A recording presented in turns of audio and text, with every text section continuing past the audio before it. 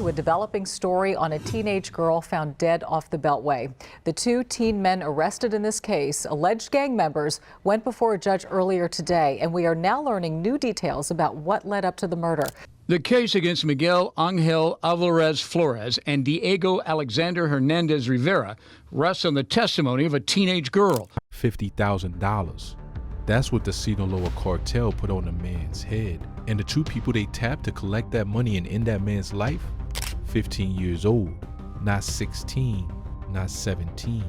15, two kids from a neighborhood in Los Angeles who hadn't even made it through 9th grade yet. And they were already loading guns, driving across county lines, and walking into a contract killing for one of the most powerful and ruthless drug organizations on the face of the planet. And before you even try to wrap your head around that, here's the part that makes this whole thing even more disturbing. The Sinaloa Cartel didn't recruit these boys in spite of their age. They recruited them specifically because of it. That was the plan from the beginning. That was the strategy. Somebody sat down, looked at California law, looked at these two teenagers, did the math, and decided they were the perfect weapons. Untouchable, protected by their own youth. And then they filled their heads with money, with status, with gang loyalty, with the promise that even if everything went wrong, the system couldn't do anything serious to them. They brainwashed two children into believing that committing murder was a calculated risk with a manageable downside. And by the time the smoke cleared across two nights in Chula Vista, California, a man was fighting for his life in the hospital, another man was dead in the driveway, and two 15-year-olds were in handcuffs, realizing that everything they had been told was a lie. Stay with me, because this story is one of the most disturbing examples of cartel recruitment on American soil that we have ever seen documented in a federal courtroom, and it goes way deeper than the headlines. Andrew Nunez and Johncarlo Quintero were not international crime figures. They were not seasoned killers with long violent histories. They were teenagers from Wilmington, California, a poor community on the southern edge of Los Angeles, trying to earn respect and climb a ladder in an environment where the gang was the closest thing to a career path they could see. But the crew they were affiliated with wasn't just a local street gang beefing over a few blocks. The Westside Wilmers, the set both boys were members of, was a Mexican mafia-affiliated gang with connections that stretched far beyond any neighborhood in LA. And those connections are what put these two boys directly in the crosshairs of a Sinaloa Cartel operation. The violence that unfolded over March 26th and 27th of 2024 didn't just wound two people and cost a man his life. It pulled back the curtain on exactly how the cartel operates inside the United States, how they identify and manipulate young people, and how they treat the law not as something to fear but as something to study and exploit. Because for the Sinaloa Cartel, finding loopholes in American law is just part of doing business. To really understand how this whole thing went down, we have to go back to where these two kids came from and what kind of world shaped them before any of this ever happened. Wilmington, California sits right up against the port of Los Angeles, one of the busiest shipping ports in the entire country. Billions of dollars worth of cargo moves through that port every single year. And with that kind of traffic and that kind of infrastructure comes everything that thrives in the shadows of it: drugs, money, and the organizations that move both. Wilmington has been a stronghold for Mexican mafia influence for decades. The gangs in that area don't just operate independently. They exist within a hierarchy that goes all the way up to prison-based leadership, and from there connects outward to major Mexican cartels operating across the border. The Westside Wilmers is one of those gangs. Federal prosecutors describe them as an organization involving drug trafficking, weapons distribution, collecting and transferring narcotics proceeds, armed assaults, and murders. This isn't a group of kids hanging out on a corner. This is a structured criminal organization with documented ties to the Mexican mafia, and the Mexican mafia has long-standing operational relationships with the Sinaloa Cartel. Andrew Nunez, who went by the street name Shooter and Felon, and Johncarlo Quintero, who went by Dumper, were both plugged into that world. And in that world, the gang isn't just a social group, it's an identity. It's protection, it's money, it's a way of measuring yourself against everyone around you. And when opportunity comes down from people connected to real cartel money, you don't hesitate.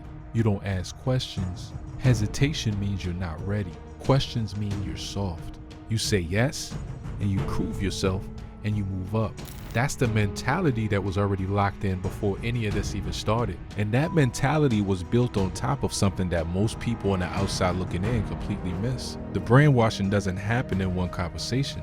It happens slowly, over months and years of being in that environment, being told that this is what loyalty looks like, being shown that the people with power are the people who do what needs to be done without flinching. You start to see the world through a completely different lens. The consequences that would terrify a regular 15-year-old start to feel abstract. The risks that should stop you start to feel manageable. And the people doing the most dangerous work start to look like the ones who have the most respect. That's the psychological architecture that gets built inside of these kids long before any cartel ever makes contact. By the time the cartel came calling, these two boys were already prepared to say yes before they even heard the question. The West Side Wilmers weren't just a social environment, they were a pipeline. And Nunez and Quintero were two kids who had been moving through that pipeline for long enough that they were ready to be handed upward. Now here's the piece of this story that makes it genuinely unique and exposes something really ugly about how calculated this recruitment was. California Senate Bill 1391, this law was passed in 2018, and what it did was make it effectively impossible for 14 and 15-year-olds to be prosecuted as adults in California state court, regardless of the crime, regardless of how serious it was. A 15-year-old could commit premeditated murder in California, and the state's hands were tied when it came to trying them as an adult. The maximum consequences they could face in juvenile court were nothing compared to what an adult conviction would carry. Records could be sealed, sentences were capped. The Sinaloa Cartel and the people connected to the West Side Wilmers knew exactly what that law said. They had clearly studied it, and they used it like a chess move, identifying teenagers who fell under that protection and deploying them as hitmen specifically because of the legal shield their age provided. And here's the most chilling part of the brainwashing. According to the actual plea agreements that Nunez and Quintero signed, they were fully aware of this too. After they were arrested, the two boys talked to each other about not being able to catch a 707. That's slang for the welfare code section that would have allowed California to transfer their cases to adult court. They knew the law. They had been told about the law. They were recruited partly on the promise that the law would protect them if things went wrong. That's not two teenagers stumbling into a bad situation. That's two teenagers who were deliberately educated on their own legal invincibility and then handed firearms and sent to kill somebody. The adults who orchestrated this looked at these kids and saw tools, disposable legally shielded tools, and they used them exactly that way. Now let's talk about who was actually running this operation, because Nunez and Quintero didn't plan any of this themselves. They didn't wake up one morning and decide to become Sinaloa Cartel hitmen on their own. Somebody came to them, somebody recruited them, briefed them, handed them the target's information, and sent them on their way. Federal prosecutors later identified 3 adult Sinaloa Cartel associates as the people who orchestrated the entire hit. Javier Antunes, 30 years old, Antonio Quinones, 27 years old, and Giovanni Enriquez, just 20 years old himself. These 3 are the ones who allegedly coordinated everything. They identified the target, they secured the firearms, they gave the teenagers the location, they directed the operation from above and used Nunez and Quintero as the hands that would actually carry it out. Think about that structure for a second. The people giving the orders are keeping their own hands clean. They stay in the background, they communicate through layers, and if the job gets done, they collect. If the job goes wrong and the shooters get caught, the teenagers take the fall while the adults try to walk away clean. That is not an accident. That is the design. The target himself has not been publicly named in court documents. Prosecutors kept that seal for safety reasons. But what we know is that this person was specifically marked by the Sinaloa Cartel for elimination, important enough to put a $100,000 combined bounty on. $50,000 per shooter, that's the going rate apparently for a contract killing conducted by a teenager acting on behalf of a Mexican drug cartel inside the United States. And let's be real about what $50,000 means to a 15-year-old from Wilmington with no job, no income, and no clear path to anything. That number is not just money, it's a lifestyle, it's status. It's the kind of money that makes you feel like you've arrived somewhere. The cartel knew exactly what that number would do to a teenager's decision making. They didn't pick it by accident. Now here's where you really start to see how normalized all of this had become in the world these boys were living in. Court documents reveal group chat messages between gang members around the time of the hit. In one of those messages, someone asked Quintero directly, and I'm pulling this from the actual court records, "You guys hitmans now or what?" And Quintero's response was one word. Basically, one word. No pause, no nervousness, no second thoughts. Just, basically, like being a hired gun for an international drug cartel at 15 years old was just another thing happening this week. That single message is worth sitting with for a moment because it captures something that all the court documents and legal filings can't fully express on their own. This wasn't reluctance that got overcome. This wasn't a desperate kid who felt trapped with no other choice. In that moment, in that message, Quintero sounds like somebody who has been waiting for this, somebody who was ready, and that readiness didn't come from nowhere, it was manufactured carefully over time by an environment and a network of adults who have been shaping these boys into exactly this outcome long before the cartel ever made contact. The cartel and the Wilmers had done such a thorough job of making this feel normal, feel expected, feel like the logical next step in a young gang member's career, that there wasn't even a moment of wait in that exchange. Just basically. Fast forward to March 26, 2024, the operation is live. Nunez and Quintero have been given their target's location, a Chili's restaurant in Chula Vista, a suburban city sitting just north of the Mexican border in San Diego County. The target is inside eating dinner with his family. His family, regular people at a chain restaurant on a Tuesday, and these two 15-year-olds have driven 2 hours from Wilmington with loaded firearms to kill him in the parking lot when he walks out. Chula Vista is not some remote location. It's a densely populated suburb, people everywhere, families everywhere, the kind of place where you would never in a million years expect something like this to happen. And that's exactly why it was chosen. Public places create chaos. Chaos creates cover. And the cartel was counting on the confusion of a busy parking lot to let these two teenagers disappear after the job was done. Think about what that drive looks like for a second. 2 hours on the highway. 2 teenagers, guns in the car, destination, a contract killing. What do you talk about? What goes through your head on a drive like that? Are you rehearsing? Are you trying not to think about it? The court documents don't give us that window into their mindset on the road, but they give us what happened when they arrived. The target and his family finished their meal and started walking out through the front doors into the parking lot. Nunez is behind the wheel. Quintero is the shooter. That's how the roles were divided. As the family moves toward their car, Nunez pulls up slowly behind them. Quintero gets out. He raises the weapon. He fires once. The bullet connects and strikes the target in his legs. The man goes down, and then Quintero's gun jams. One shot, one hit, and then the firearm locks up completely. Quintero can't clear it fast enough. He's scrambling, the mechanism won't move. And every second that passes is a second the situation is spiraling. He gets back in the car. But Nunez doesn't just hit the gas and leave. He makes a split-second decision and tries to finish the job a different way. He turns the car and drives directly at the wounded man lying in the parking lot, trying to use the vehicle itself as a weapon. With the man's family right there watching, he tries to run him over. He misses, and then they're gone, fleeing the Chili's parking lot, leaving the target shot and bleeding but alive, leaving his family in absolute shock in the middle of a suburban San Diego parking lot. The first attempt had failed. The man was wounded but breathing, and any reasonable person would assume that's where this ends. You cut your losses, you don't go back, and you thank whatever higher power you believe in that nobody is dead. But that's not what happened. The target gets transported to a hospital for his leg wounds, and while he's there, while he's literally receiving medical treatment, Nunez and Quintero regroup. They're back in contact with whoever is directing this operation, and the decision comes back down: finish it tonight. The cartel wants this done, and one failed attempt in a parking lot is not an acceptable outcome. So within hours of the first shooting, a new plan is in motion. This time they have backup. A 28-year-old man named Ricardo Sanchez joins up with Nunez and Quintero. 3 people, all armed, and they have the home address of the target. Early morning hours of March 27, 2024. They pull up to the target's residence in Chula Vista. The man himself isn't home. He's still at the hospital, but his family is inside, and a friend of his is there too. The trio gets out of the vehicle. All 3 are carrying firearms. Sanchez walks up to the front door and bangs on it. When the friend answers, when that door swings open, Quintero and Nunez immediately opened fire. According to the plea agreements, they were not just shooting at the friend who opened the door, they were firing indiscriminately into the home. Prosecutors used the term kill zone.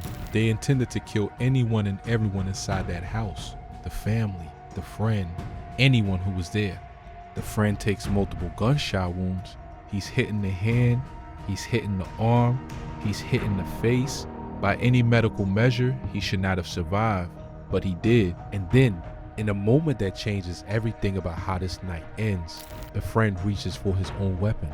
Wounded, bleeding, standing in the doorway of his friend's house, he fires back. One of those rounds finds Ricardo Sanchez, 28 years old. The additional muscle brought in to make sure the job got done this time. He's hit and he goes down right there outside the house. Nunez and Quintero don't stop to help him. They run. They leave Ricardo Sanchez dead in the driveway and they flee into the night. Now here's the legal component that takes these charges from serious to historic.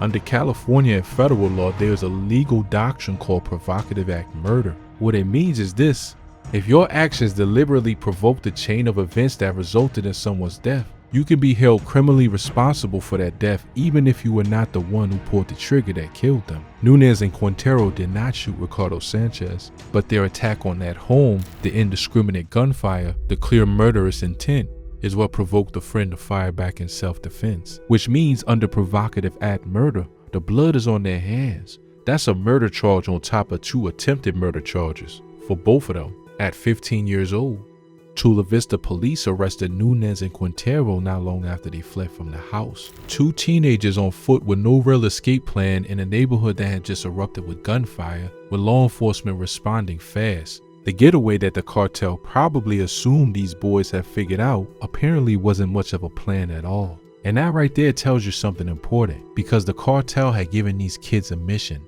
given them weapons, given them legal talking points about their age. But when the operation fell apart for the second time in one night, there was no real exit strategy for them. The adults who planned this were not thinking about getting these teenagers home safe. They were thinking about getting the job done. When it didn't get done, Nunez and Quintero were just 2 kids standing in a neighborhood in Chula Vista with guns and no cover. The local arrest was just the beginning. The FBI San Diego field office came in. Homeland Security came in, because what had just happened in Chula Vista was not a local crime story. It was a documented cartel operation conducted on American soil using juvenile gang members as assassins. That's federal jurisdiction, and the federal government came in with everything they had. What the investigation uncovered was the full architecture of the operation, communications between the teenagers and the adult orchestrators, location data, the group chat messages, the financial arrangements, everything that connected Nunez and Quintero directly to Antunez, Quinones, and Enriquez, the 3 adults who had planned and directed the entire thing. Polly Antunez was already sitting in federal custody on a separate case in San Diego when the new charges hit him. Quinones and Enriquez were tracked down and arrested by FBI agents and made their first federal court appearances shortly after the indictments came down. And then there was the question of what happened to the teenagers themselves, because the state of California genuinely could not prosecute them the way the crimes demanded. Senate Bill 1391 had made that impossible. The cartel's legal calculation had been correct. At the state level, Nunez and Quintero were shielded by their age, but the federal government is not bound by California state law. Federal prosecutors have the authority to charge juveniles as adults for serious federal crimes, and that's exactly what they did. Nunez and Quintero were charged federally with conspiracy to commit murder in aid of racketeering, attempted murder in aid of racketeering, and murder in aid of racketeering for the provocative act death of Sanchez. The charges carried potential sentences that dwarfed anything the California juvenile system could have imposed. The case built for over a year, and then in December of 2025, nearly 2 full years after the shootings, both Andrew Nunez and Johncarlo Quintero entered guilty pleas to all charges. Murder, attempted murder, all of it. They admitted in their plea agreements that they knew the target was a Sinaloa Cartel mark. They admitted they understood they were acting as paid hitmen.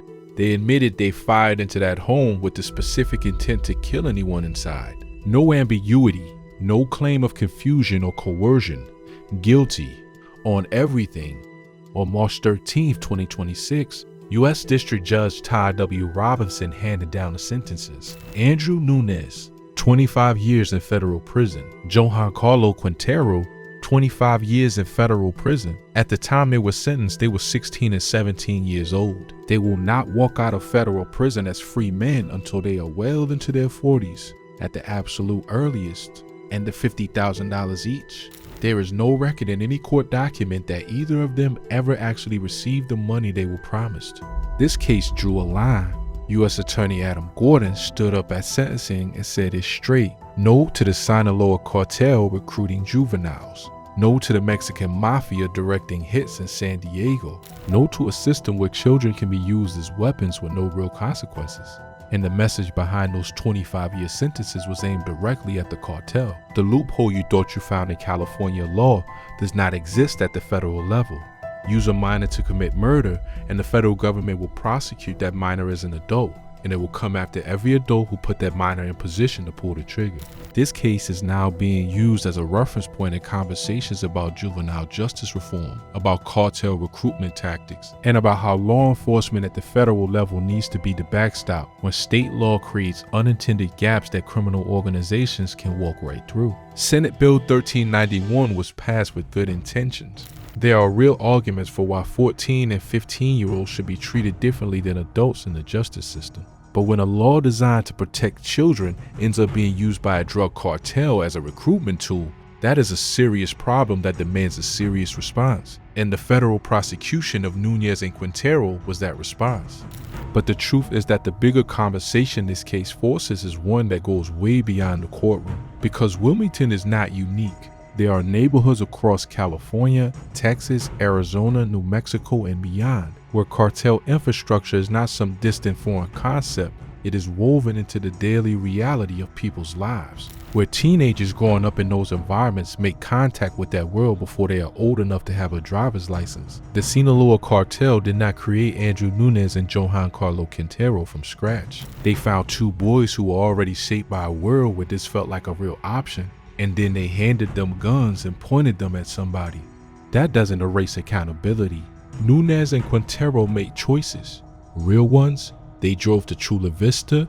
They pulled triggers. They went back a second time. They knew what they were doing, and they chose to do it. But it is also true that 3 adults, Antunes, Quinones, and Enriquez, are sitting in federal custody right now for building and directing that entire operation. The Sinaloa Cartel did not use these boys because they were exceptional. They used them because they were young enough to be legally convenient and desperate enough to say yes. If those 2 boys hadn't been available, there would have been 2 others.